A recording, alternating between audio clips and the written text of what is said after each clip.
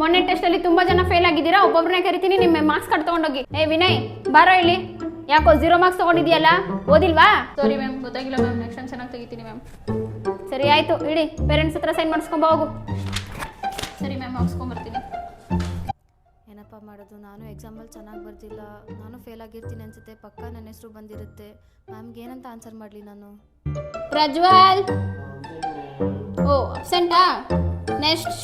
ನಾನು ಬೆಳಿಗ್ಗೆಯಿಂದ stomach upset ಆಗಿದೆ ಮ್ಯಾಮ್, ನಾನು ರೆಸ್ಟ್ ರೂಮಿಗೆ ಹೋಗಿ ಬರ್ತೀನಿ. ರೆಸ್ಟ್ ರೂಮ್ಗೆ ಹೋಗುವಂತೆ ಮೊದಲು ಏನು ಮಾರ್ಕ್ಸ್ ತೊಗೊಂಡಿದ್ಯಾ ನೋಡು. ಯಾಕೆ ಓದಿಲ್ವಾ ಹೆಂಗೇನು? ಮ್ಯಾಮ್ ಅದು ಹೇಳು.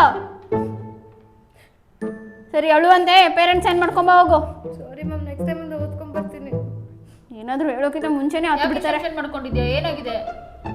ಫೇಲ್ ಬೇರೆ ಆಗಿದ್ದೀನಿ, ಮನೇಲಿ ಹೆಂಗೆ ಹೇಳೋದು ಅಂತಲೇ ಗೊತ್ತಾಗ್ತಾ ಇಲ್ಲ.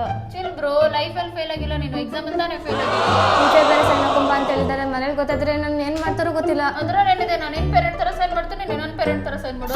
ಗೊತ್ತಾಗ್ಬಿಟ್ರೆ ಮನೇಲಿ ಗೊತ್ತಾಗಕ್ಕೆ ನಾವು ಹೇಳಿದ್ರೆ ತಾನೆ.